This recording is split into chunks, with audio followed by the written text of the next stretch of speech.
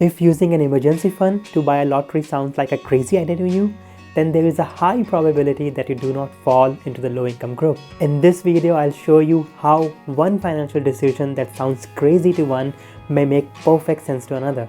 Therefore, before you follow one or another expert's financial advice, always remember that the financial decisions of every person are based more on their experiences and less on their education.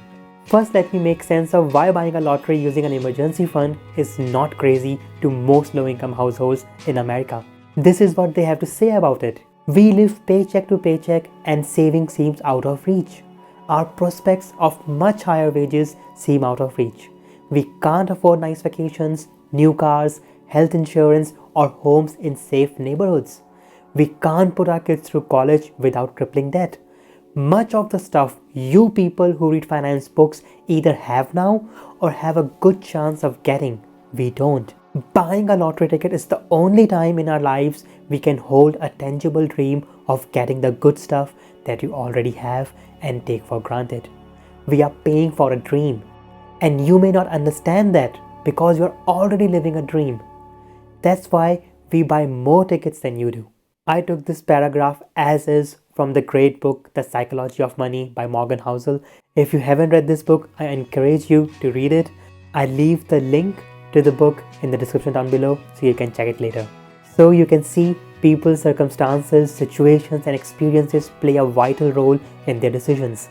Similarly, when Warren Buffett or any other financial experts makes an investment decision, consciously or subconsciously, their experiences in the past influences their decisions in the present. The reason behind it is the fact that irrespective of how much you read or open-minded you are, you cannot recreate the fear and uncertainty people experienced in the situations like a housing crash, a world war, Great Depression, or even the current corona pandemic.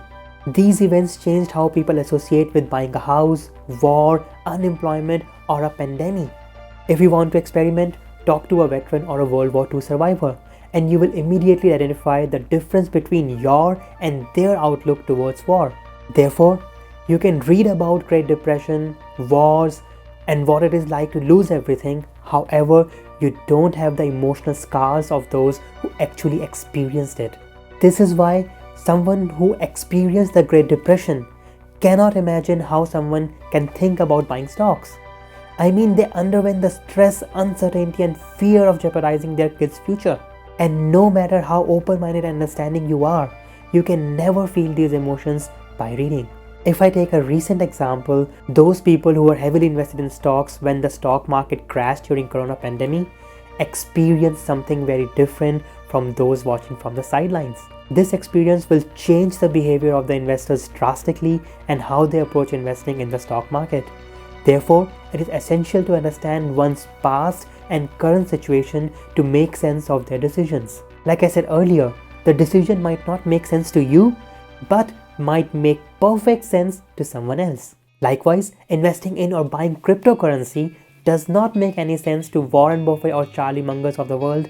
However, it makes perfect sense to Jack Dorsey and Elon Musk of the world.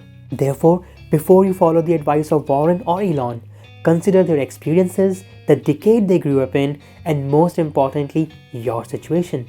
It's like one of my colleagues always says, there is no right or wrong way to achieve your goal.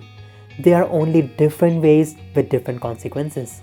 Another example to strengthen this, people who lived through when mortgage interest rates were 7 to 10% versus people living in a time when mortgage interest rates are lower than 2% will look at taking a mortgage differently.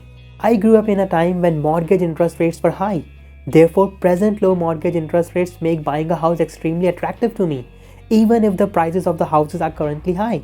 At the same time, I can imagine the generation who will grow up during low interest rates might find buying a house unattractive or less attractive during a high interest period. Similarly, the culture in which someone grew influences how they make decisions. For example, someone who grew up in their own house versus someone who grew up in a rented house will have different views on owning a home. Long story short, every individual's decision is a sum of their knowledge and experience. So you can read history and learn something. However, until you have lived through it and experienced its consequences personally, you will not understand enough to change your behavior. So where I'm going with it, am I trying to say that following someone's advice is a waste of time? Let's look at it another way. I prefer to listen to what others have to say, however, reflect whether that makes sense to me or not. For some situations, it will be straightforward for me to decide. For example, whether I should buy a lottery ticket with an emergency fund or not. But for other cases, it won't be that straightforward. For example, which stocks to buy or when is the right time to buy a house. So I came up with 2 rules that help me decide how to behave in such situations. The first rule is to know yourself. How do you behave during stressful or exciting times? For example, ask yourself, what do you do during a market crash? Or how do you behave during a sudden increase in a company's stock price? The goal of asking these questions is to get to know yourself better. Because if you know yourself better, then you can place checks or barriers to protect yourself from you. Which means if you tend to sell during the bear market and want to change this behavior, you can place a check that you will only sell a stock if the underlying business has changed. Similarly, if you are someone who waits for the right time to buy a stock that no one knows when it will be, you can buy a small amount every month instead of waiting for the right time, which in my experience never comes. Therefore, it is essential to know yourself to create these checks that fit your needs. Second rule that I came up with is to ask myself the following question. Can I justify my decision to a group of knowledgeable people? If the answer to this question is not yes, then I take my time to learn. Always remember 2 things. It's never too late and it's not the last opportunity. Therefore, prepare yourself to be ready when the opportunity shows instead of waiting for the opportunity to prepare.